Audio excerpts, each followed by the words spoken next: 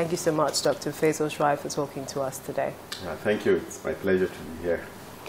Tell us, have you ever caught COVID-19? Interesting question. No, it's a resounding no. I've had multiple tests, especially when I'm traveling abroad, and no.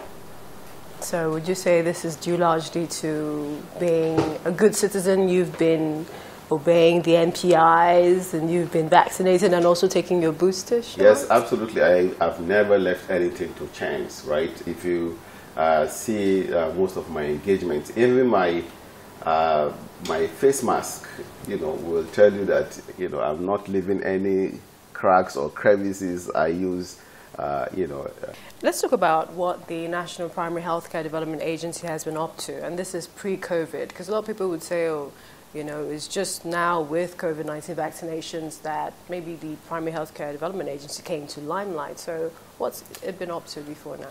Yeah, the COVID-19 pandemic, it's, an outbreak of a disease that caused a lot of alarm. People were dying, and anything that has, a lot of deaths and causes concern, especially international concern, of course, will have a lot of focus. And with the COVID-19 vaccination, I think that has brought even greater attention to the agency, like you rightly mentioned. But, long before COVID-19, the agency is recognized for being the foremost agency in the fight against the white polio viruses, right? Our eradication of white polio viruses is squarely, the result of the hard work of the staff of the agency and the Federal Ministry of Health. But, beyond that, when it comes to routine immunization, providing childhood vaccinations against vaccine-preventable diseases, this is, within the remit of the agency, and the agency provides technical support and oversight on any issue relating to primary health care, right? So, for example, when there's even an outbreak of cholera, while other agencies such as the NCDC, the Federal Ministry of Health, are combating the agency, the disease per se, what NPHCDA does is work silently behind in the background to give the vaccinations against cholera. So we are that agency that does a lot of work behind the scenes. What would you say that, COVID-19 in the past 2 years, how would you say Nigeria's response has been? Have we tackled it? It's been fantastic. And this is objectively speaking. Some experts say we've been lucky. You create your own luck, right? So just the fact that we're proactive in setting up the presidential task force, led by Barrister Boss Mustafa, the Secretary to the Government of Nigeria, the leadership he's provided, making sure that there's multi-sectoral involvement in the response, making sure that we took this response very seriously. The presidential task force will meet on a daily basis, making sure that we took decisions that were smart, that were scientific, that was based on data. This wasn't just luck. This was based on following the data, following the evidence, making sure that we use epidemiological data to take the right decisions, and making sure that in doing all of this, we worked with communities, we worked with critical stakeholders, traditional leaders, religious leaders. So this was a whole of government effort, but it was also all about how Nigerians also managed the outbreak. The presidential task force was very critical, but if Nigerians had not given the presidential task force the support and also followed some of these guidelines, it would have been very difficult. And finally, we saw, vaccines came so quick, March 2021. Do you think that that in any way affected the level of infection? Did it have any impact in reducing the level of infection as at the time the vaccines came into the country? Without a shadow of doubt, we know that the vaccines have an impact on the COVID-19 pandemic in terms of ensuring that fewer people die from the virus, fewer people are hospitalized, fewer people actually experience severe disease. In terms of transmission, there's still analysis going on to find out, what is really the impact of the vaccines on the transmissibility. But you have to be very clear about what is the outcome measure that you are considering. If the outcome measure is around transmission, maybe the vaccines are not as good when it comes to stopping transmission, but there is no ambiguity, right? There's no doubt about the fact that when you take the vaccines, they protect against death, severe disease, and hospitalization. So over 80% of people who have died from COVID-19 since we started vaccination are those who have been unvaccinated. So there is a clear situation where if you are vaccinated, you're not likely to die. You're not likely to be hospitalized. If you're not vaccinated, then you are likely to die. You are likely to be hospitalized from COVID-19. And I think this really is the argument in favor of taking the vaccines. The vaccines do work. What's your take on the hesitancy level in Nigeria? Have you done a study? How bad is it? And what do you think people need to do? Right, so vaccine hesitancy is a global phenomenon. So it happens everywhere. It is not unique to Nigeria. But one thing that we've also found out is that there's a correlation between the urban areas and vaccine hesitancy.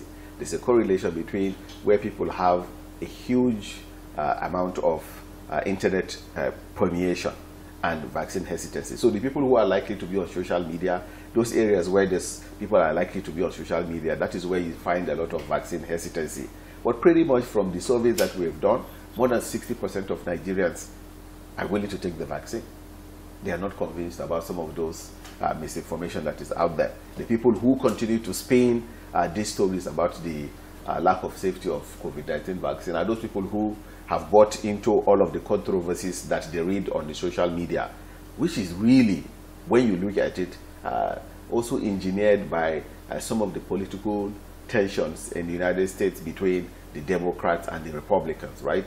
You find that in the states that are controlled by Democrats, you find more people wanting to get the vaccines and less of that in the Republican areas, right? And it stems from some of the conversations, that predate even the vaccination. So we always tell Nigerians that it is important for you to look at the facts.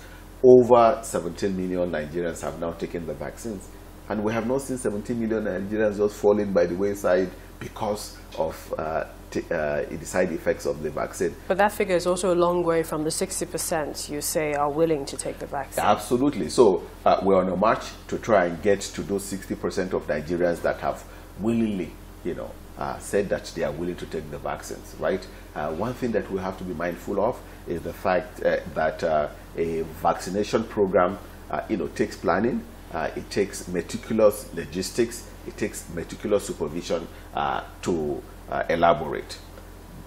In the last 1 or 2 months, we have finally began the process of getting vaccines that will cover our populations, right? So it is now up to us to scale up the social mobilization to get people out to take the vaccine. 6 months ago, a year ago, there's no way that we would have been talking about people coming out for vaccines when the vaccines were not available, because most of the developed countries were holding the vaccines, right? There was vaccine nationalism, if you recall. But now we've sort of turned the corner and we're beginning to get more vaccines. And so we're ramping up and asking people to go to the nearest health center or the nearest mass vaccination site to get their vaccination. So we will definitely see a situation where we climb up to those numbers. The goal of vaccination, 200,000 a day. What's the expected goal for each center? Yeah, so right now in Nigeria, for us to be able to hit the mark of covering up to 70% of our total eligible population, we have to be vaccinating right around 550,000 people on a daily basis. Now, if we're hitting those numbers, then by the end of 2022, we'll be able to cover at least 70% of our eligible population. But right now, we are covering just about 200,000 people per day. So that means we need to almost triple the numbers before we'll be able to reach 550. And with that, it means almost all of the states have to more than double the rates of their vaccination. This is why we're calling on governors and political leaders to own the vaccination program in states, that are doing very well, like Nasarawa State, Jigawa State, Kwara State, Lagos State, Delta State, Oshun, and the FCT.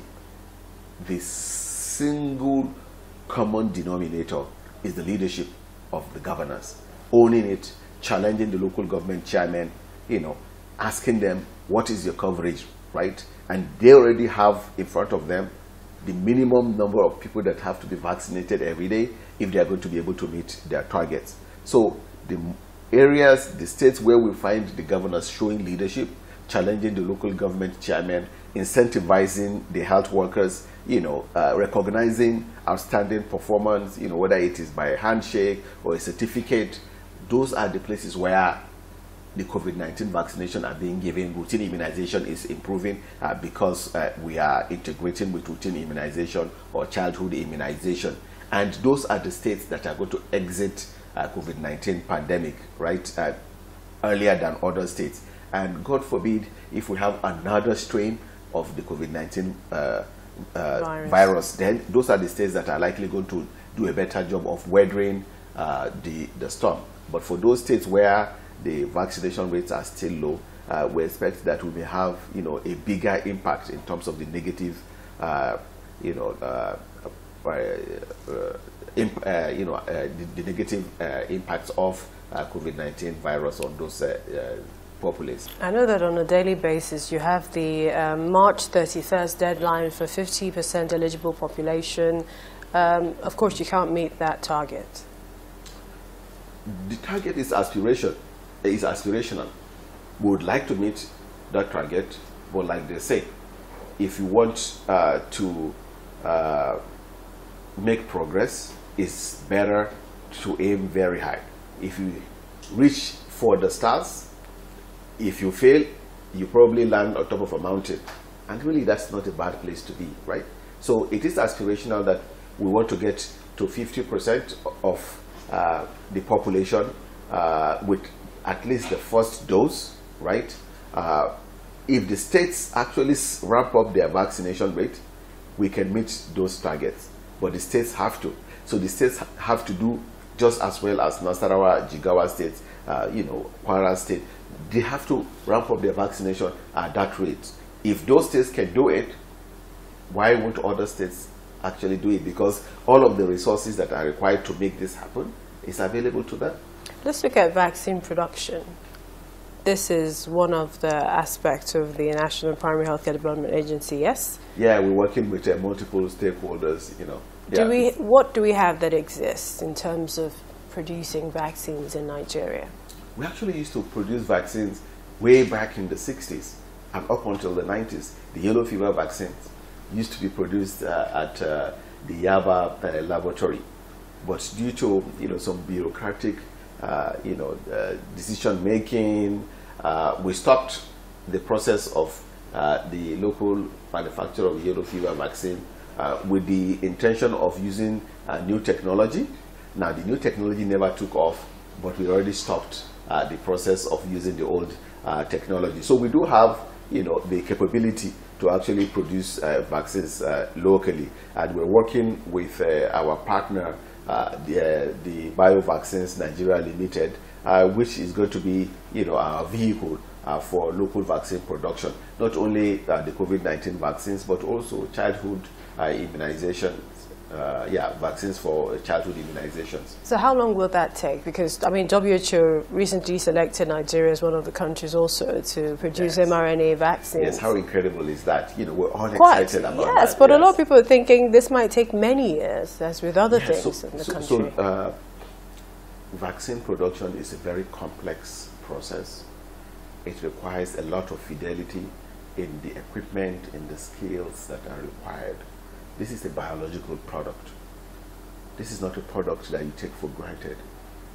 And for us in Nigeria, we will guard very jealously the trust that has been bestowed on us by Nigerians to make sure that only the best quality in terms of biological products will be used in Nigeria. So any vaccine that is produced in Nigeria has to meet the best standards globally, working with NAFDAC, working with all of the regulatory agencies. That takes time. The average time, from when you start to when you produce a vaccine can be as long as 10 years. But you can start off with backward integration, right? Doing some of the more distal parts of the production capability. So like the filling the vaccine and the fill and finishing, right? So that means that the products, the actual vaccines, will be produced from a collaborating say agency in India, and then the packaging will be done in Nigeria, and then gradually as we adopt the technology, this technology transfer, then we will now have over time the ability to actually produce the vaccines. And depending on the kind of vaccine that we're working with, this could start as early as from 2 to 5 years. So it is still possible to get locally vaccine produced here in Nigeria within the next 2 to 5 years. But how is Nigeria preparing for this hub? Very critical. The next time you talk to the DG of NAFDAC, fantastic work that is going on in NAFDAC. Right now, before you produce vaccines in any country, the World Health Organization, has to come and certify that, your regulatory agency is able to regulate the production of that vaccine. And in the next few months, NAFDAC is going to get that stamp of approval from WHO, and that is because of the great work that is going on in NAFDAC, thanks to the DG of NAFDAC. So we are preparing in terms of those regulatory components. But apart from that, the Federal Ministry of Health, under the leadership of the Royal Minister, has also been making sure that all of the different components, including the partnerships that are required, the capability building that are required, making sure that the patents are obtained. All of that work has been going on behind the scenes by the Honorable Minister of Health, jetting from one country to the other, meeting with people, meeting with the World Health Organization, the World Bank, making sure that all of the pieces that are needed to make sure that we jumpstart the process of vaccine production.